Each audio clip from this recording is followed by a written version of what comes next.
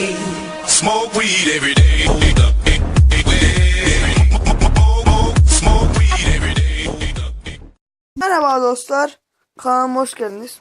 Bugün birlikte Clash Royale oynayacağız ve size bir kart göstereceğim arkadaşlar. Tazısı çıktı arkadaşlar bana. Zaten videonun başında görmüşsünüzdür. Arkadaşlar, bu arada oyunu yeni gelen bir güncellemeyi de size tanıtacağım arkadaşlar. Şimdi sandıktan çıkan şey altta gözüküyor, onu zaten gördünüz. Ondan sonra sandık açıldığı zaman sarı oluyor. Onu da gördünüz diye düşünüyorum. Ve arkadaşlar yeni arena gelecek. 29 gün kaldı. Orman arenası. Orman arenasında kartlar şimdi. Goblin çetesi var arkadaşlar. Goblin çetesi mızraklı goblinle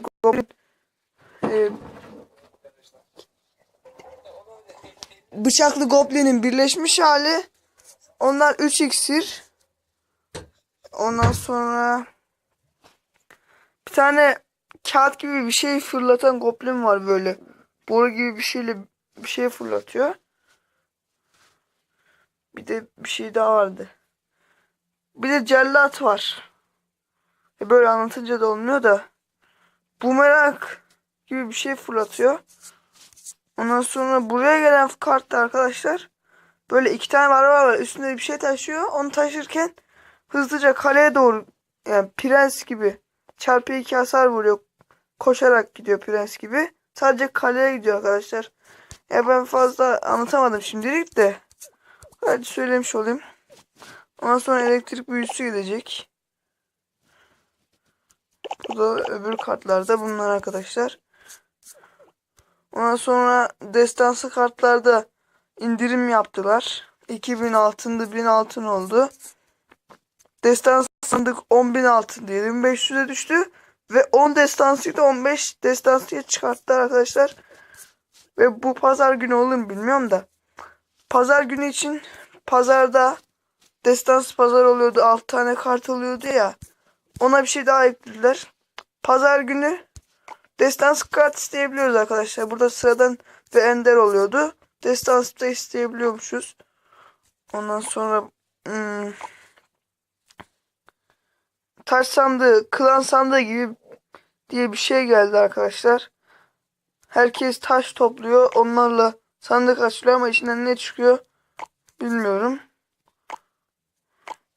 Taş düellosu meydan okuması diye bir şey var. O da şimdi iki tane kart geliyor. Birini seçiyorsunuz. Toplamda 4 kart siz seçiyorsunuz.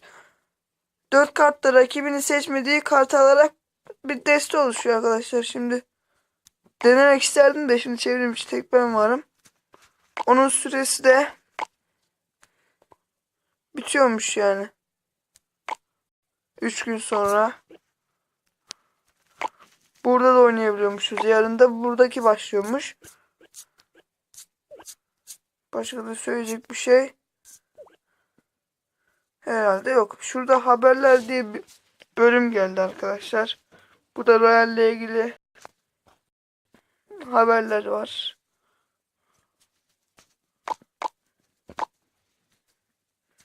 Şimdi bir savaşa başlayalım dilerseniz diyeceğim.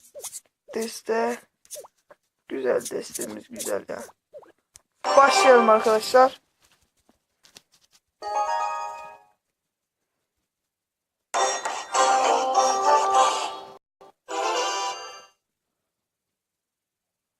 Arkadaşlar efsanevi sandık nasıl çıktı onu anlatayım. Şimdi şey diyorlardı. Ben oyunu bir ara sildiydim. Bir 3-4 gün oynamadım. Ondan sonra geri yükledim arkadaşlar. Ondan sonra yöntemlere baktım. Efsane kart nasıl çıkar falan filan. Dediler ki az oynarsanız oyun sizi korkuyor yapıyor. Bir arkadaş mesela çok oyunu çok oynuyordu ama şimdi az oynamaya başladı. Biz buna bir torpil yaparsa tekrar oyuna dönsün diyor zaten. Öyle bir torpil yapıyor diye gördüğümüz çıktı da işte. savaş sayısını düşürdüm.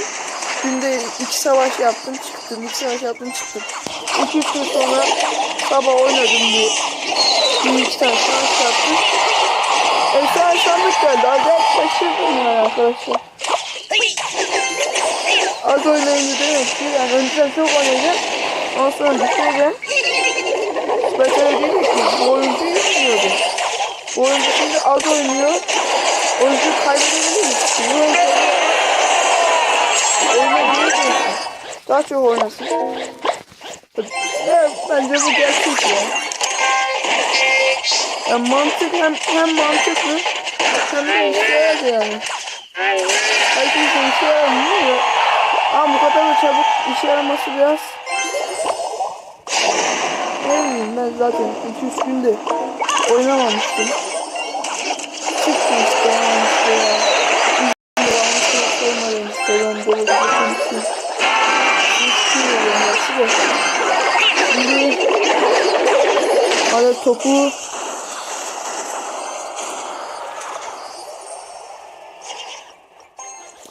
kaleye alabilir miyiz?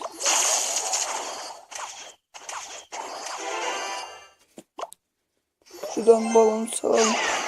Öfkeyi salalım arkadan. Hemen güzel şu topunu atalım balon ölmeden. Şuraya bağlı topu.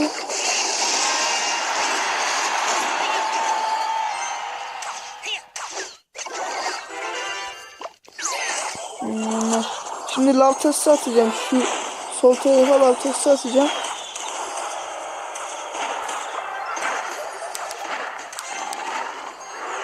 Onun sesi de çok çıkıyor.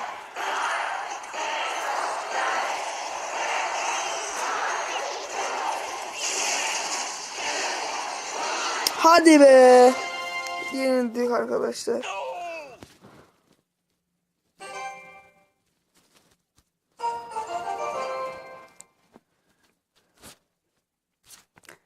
Başka da verebileceğim bilgi bulamıyorum ya. Zaten yeter kadar bilgi verdik.